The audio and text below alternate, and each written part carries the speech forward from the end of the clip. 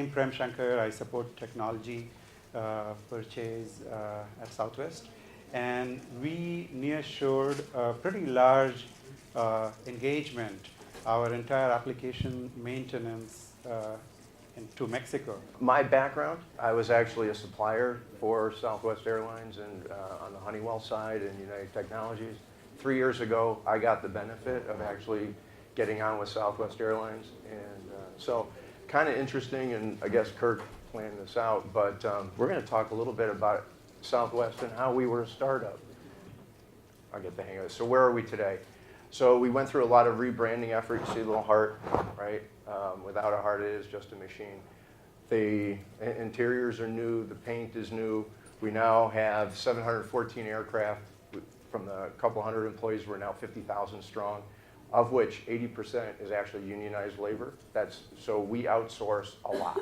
And I don't know. So with respect to our service, so outstanding customer service, we're a service company that actually flies airplanes. How many of you have heard this phrase, transparency? You know, people who have been flying. And so it's... We paid you to raise their hands. So it's really being transparent in our overall pricing structure. And so that's the whole vibe you would get from a culture perspective, really being very open with suppliers. And you know, traditionally in supply chain, we have looked at our roles to be doing three things. So you want to increase the value in your contracts, in your relationship with suppliers. You want to reduce cost, and so of course there are nearshore locations where you could reduce cost, and you want to reduce the risk. And of course we'll talk about the model to appreciate risk better.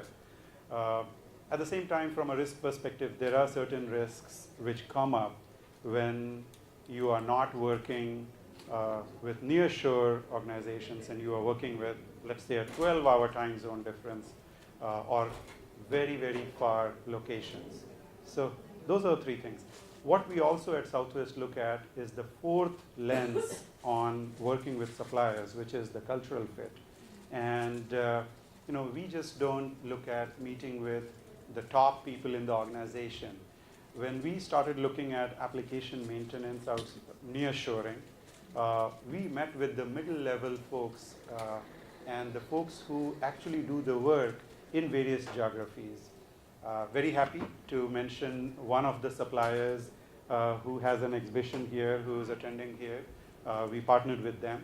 Actually, purely from a nearshore perspective, Kirk, your organization, Nearshore Americas, really instrumental in companies like us to become more and more aware and familiar of the companies, of the suppliers, which work in both the technology and the business services perspective. I personally became aware of this company a few years ago through Nearshore Americas. You know, we want to be the most loved airline, so there are metrics for it, and we want to be their number one.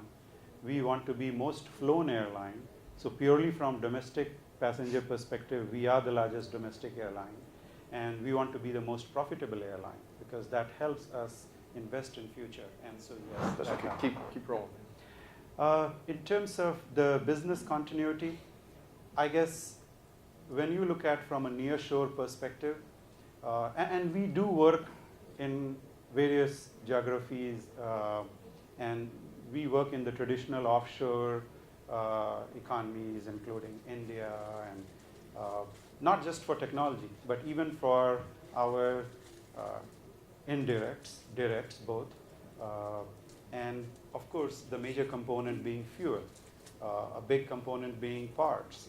And Bob will talk about on the parts perspective. Very important for us to look at service uninterruption. You know, whatever said and done, if we have the vision of taking you to where you want to be, whether you are going for meeting friends or business meetings, funeral or whatever be the occasion, connecting you to where you want to go, important for us to be reliable. And so service interruption is just not acceptable. And that's the message we give out to our suppliers as well.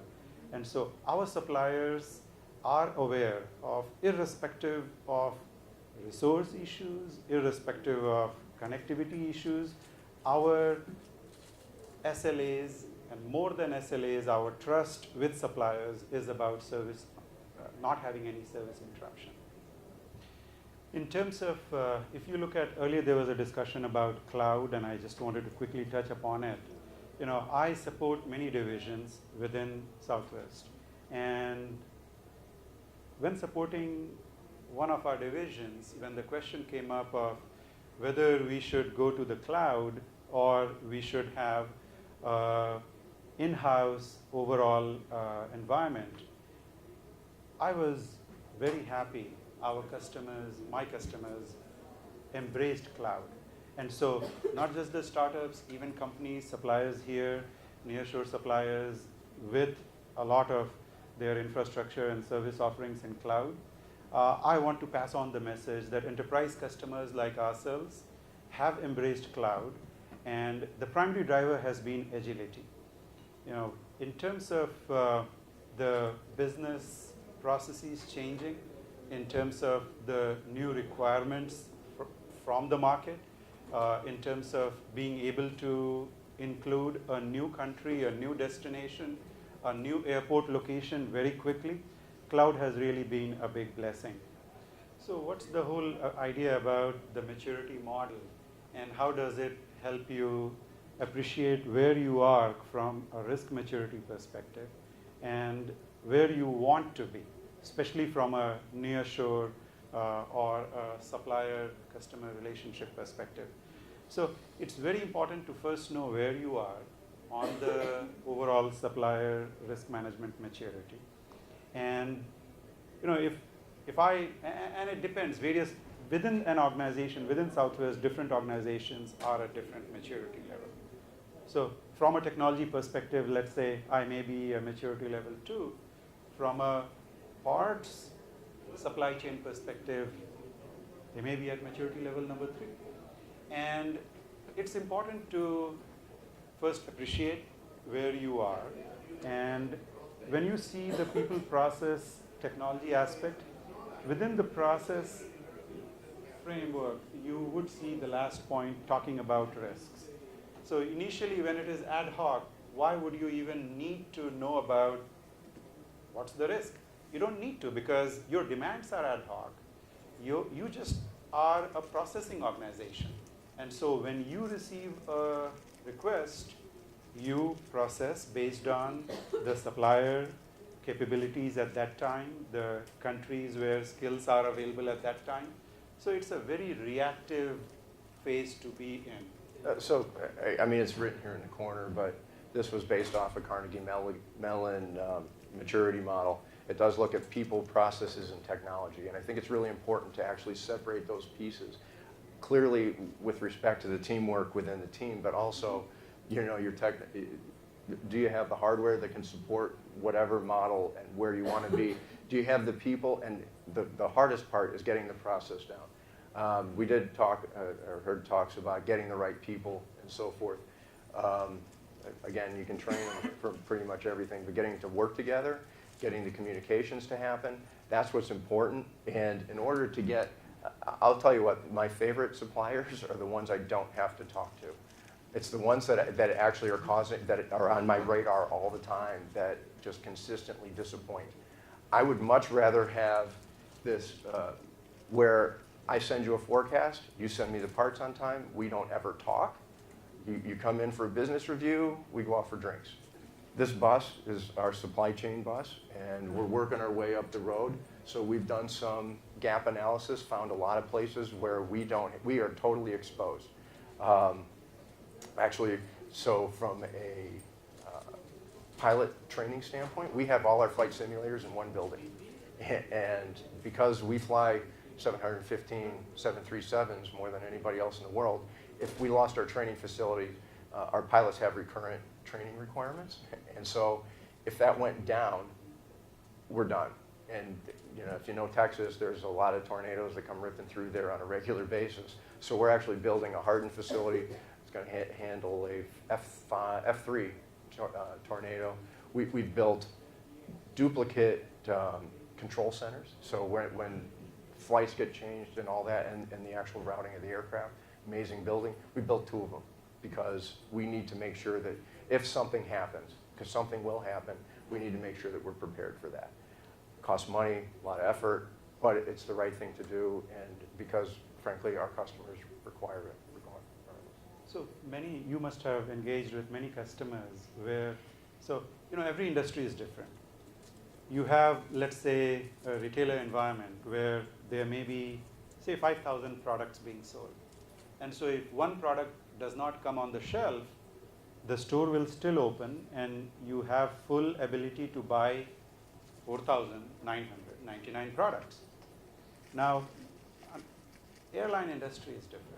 So for example, when we, and this is a real example, when we started converting or upgrading our 737s, and many of you who fly, you would have found much better overhead space and generally the look and feel and the space.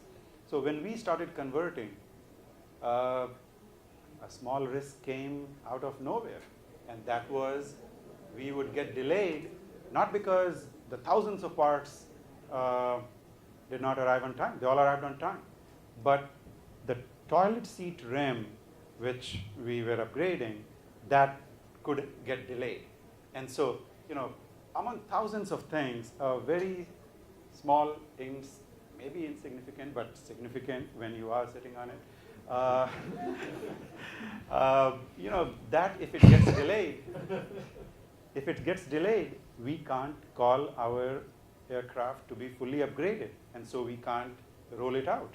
And so even a small part can really delay a very large upgrade initiative in the airline industry. And so it's very important for us to look at diversified supplier base, both from a global sourcing and more important from a nearshore perspective. So in summary, Southwest is awesome. We have a warrior spirit, fun-loving attitude, friendly customer service, safe, reliable, low-cost air travel. We have a lot of metrics that we have internal and external, thanks to the government watching our on-time performance and so forth. But to Prem's point, you have somebody that's actually flying to make a funeral, or a wedding, or some other special event, and they miss that. Your flight is delayed by half an hour. They miss the next connection, and all of a sudden they didn't make it, and they missed that moment. That just sucks, and we don't want to be responsible for that. So how do you prepare? We actually get it into our contracts that we want alternate suppliers. I don't care if it's force majeure. I want to be able to go someplace else. If you can't take care of me, we'll find somebody else that will. And I heard the talk about low cost. It's about value, right? It's the bigger picture, because sometimes the cheapest one is only going to do is bite you later. So that's where we do business continuity. We evaluate potential risks and threats. We mitigate the gaps where we can, and then we're constantly working through what-if scenarios. What happens if something happens? What happens? And just over and over again. And then we expect a lot from our suppliers, and because people expect a lot from us. So in closing, to the buyer community here, or the customer side, enterprise customer side folks here,